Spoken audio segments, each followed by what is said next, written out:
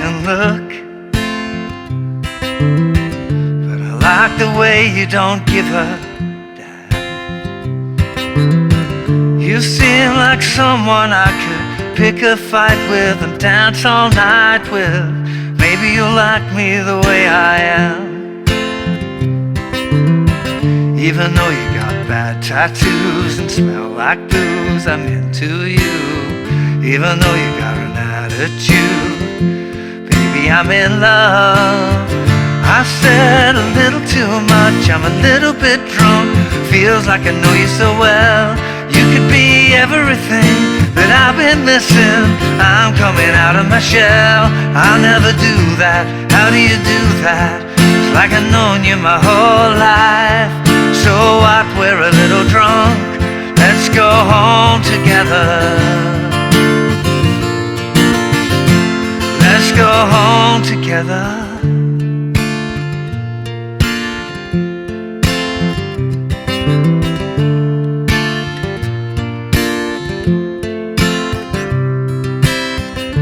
I'm never that good in a crowded room,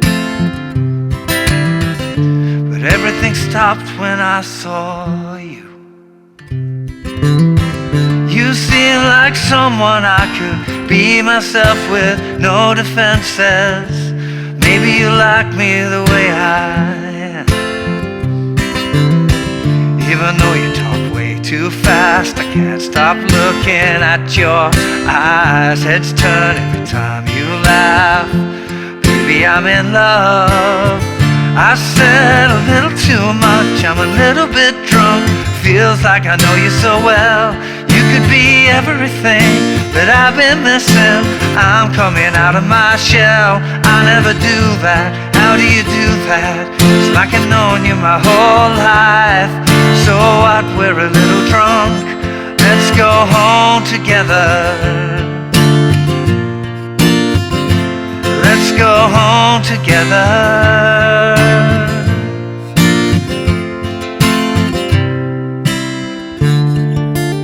Hey, how you doing? Justin here. Today we are checking out Let's Go Home Together by Ella Henderson and Tom Grennan. Real favourite song of my daughter's, this one, so I ended up learning it for her and I thought, well, maybe we'll do a lesson. Just 4 chords, same 4 chords all of the way through. So it's a really good one to work on dynamics. It's got a nice little kind of picking pattern as well. You probably noticed my throat's a little bit sore. I think I managed to croak that one out okay. I hope it wasn't too bad. And if my voice croaks out during the lesson, I've just, got some sort of throat infection thing going on right when I've got loads of stuff to film before going on holidays. Amazing. Anyway, let's get to a close-up. Check it out. We need the capo up at the 5th fret to use these open chords, but I'll show you how to play it with bar chords a little later on as well. So the chord progression for this tune are 2 beats on A minor, 2 beats on F, lots of different various approaches to the F chord, we'll talk about that in a sec, 2 beats on the C, and then 2 beats on the G. So A minor, F, C to G. Now a lot of these chords have got different ways of playing them. The A minor is pretty standard. I don't think you're going to play that many other ways. The F chord, when I'm playing it, usually I'm doing this little grip here. So I'm using like basically an F major 7th chord, thinnest 4 strings, and then I'm able to get my thumb over the top. If you're a beginner, playing the bass note with your thumb's going to be real difficult. So you can either choose to play like a regular bar chord F if you know how to play a big bar chord F. This would be a good song for working on that transition. Or you could play F major 7, just play the thinnest 4 strings. Okay, that's a super easy beginner chord there. A minor to F major 7. The transition to C is therefore very easy, to go from this shape to that. And then the G chord, a lot of you probably learning it this way using fingers 2 and 3.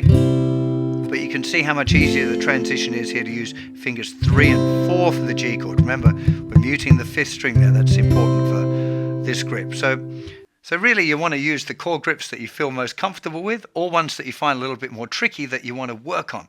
So you can use it either way. You can use the song as a developer in order to get better at your chords, or if you just want to play the song in a hurry, then you can use the grips that you're more familiar with. Either of those things has benefits, depends on what your goal is at the end of the day. So that progression, A minor for 2 beats, then the F chord for 2 beats, C for 2 beats, and G. A minor. never F chord you a second C to G. For A minor. Likes the F, you don't give a C to G. A minor. Seems like F chord I could see a fight with, and G all night with A minor. Maybe you'll F me the way I see. Sounds a bit suspicious, hey? A minor. Even though you got F tattoos and C like booze, I'm G in you. A minor. Even though you got a F chord Jude C, baby I'm in G.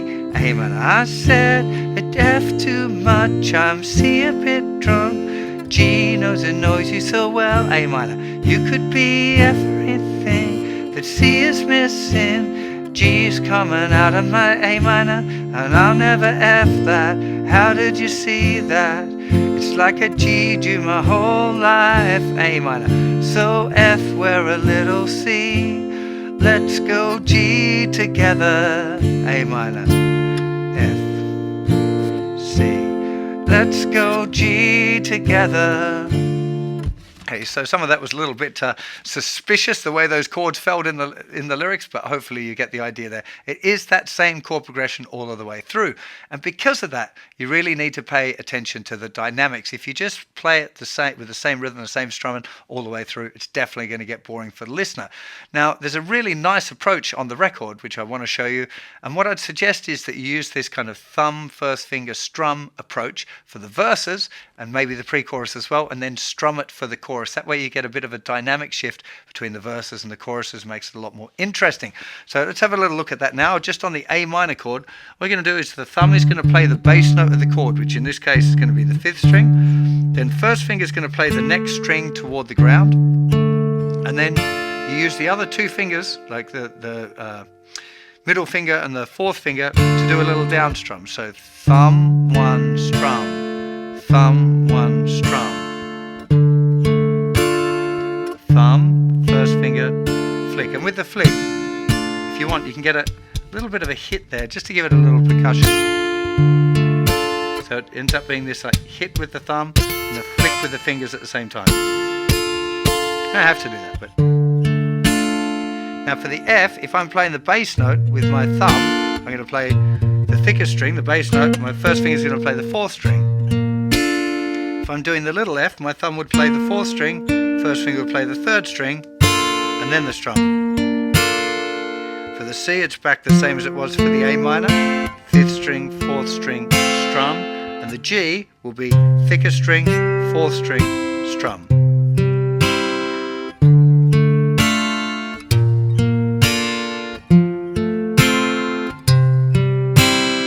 Thumb 1 strum, thumb 1 strum, thumb 1 strum.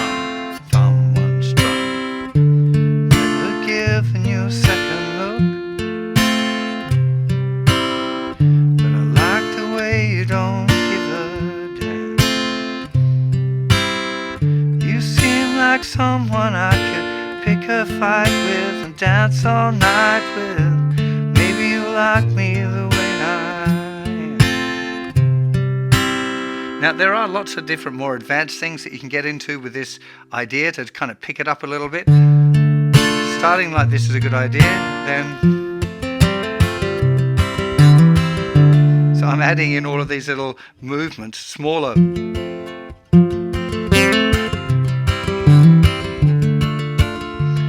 So then I'm into this kind of strumming pattern here, and I'm just thinking.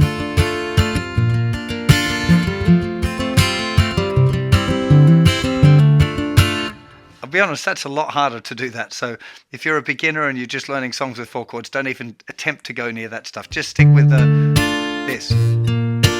Because the other thing is kind of a mixture of a whole bunch of different techniques.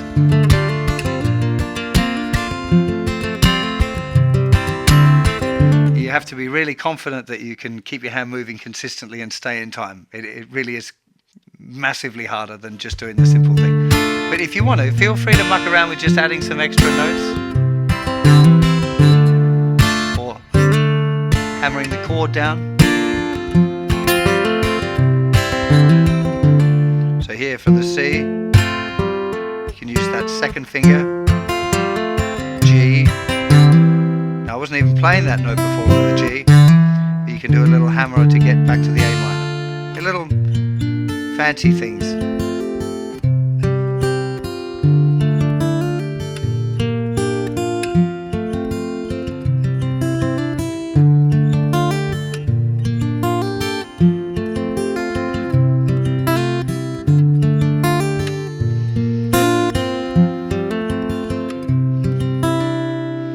There are lots of different variations if you want to get into fingerstyle and exploring that as well.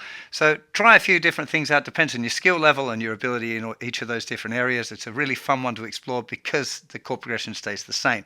Come the chorus though, you want to probably move to strumming. If you, like I said, if you stick with the same thing all of the way through, it does get a little bit boring. So for the chorus,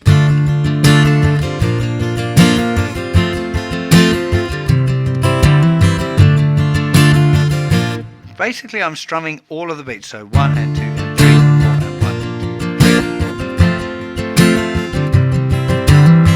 I was counting too fast there, really it should have been 1, 2, 3, 4, 1, 2, 3, 4, 1, 2, 3, 4. So it's actually strumming 16th notes, so 1E and a 2E and a 3E and a 4E and a, that's down, up, down, up, down, up, down, up, down, up, down, up, down, up. And then I'm putting this accent on beat 2 and 4. 1,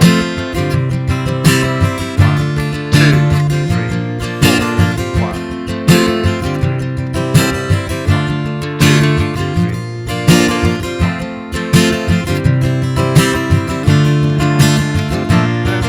4. Let's go home together. You can really hear from strumming to this little pattern there, it's really nice. Love. I've said a little too much, a little bit drunk. Feel like I know you so well. How do you do that? How do you do that? It's really picks up.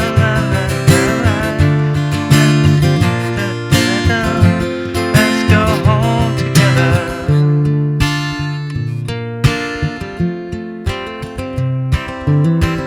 So having those dynamic shifts really makes such a big difference. It's often, not often, it's nearly always the thing that beginners do, is they play the same progression right the way through a song. And it just doesn't work. You want to have a different thing going on between the verses and the choruses, just to give it a lift up.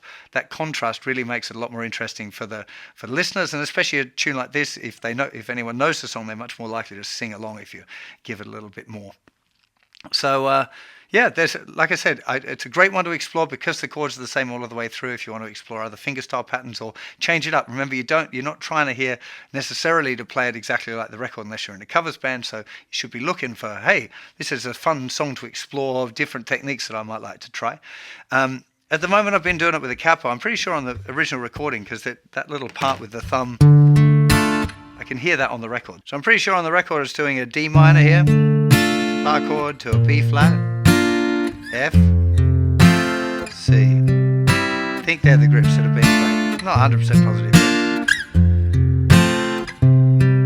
If you're doing that, then you're playing more thumb and first finger together each time.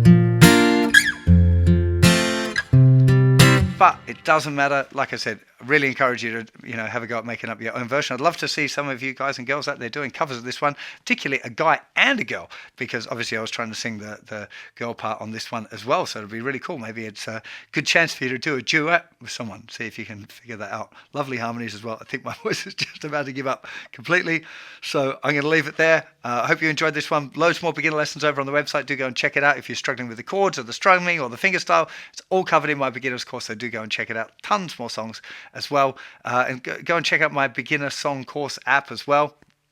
Loads of karaoke play along guitar tracks for beginners over there as well. Loads and loads of fun. Stop you making bad habits of not strumming correctly in time, which is the worst habit beginners can pick up. If you use my app, you're unlikely to ever develop that habit and have to try and deal with it later on. Yeah, have a great day. I'll see you for plenty more very soon. Bye bye.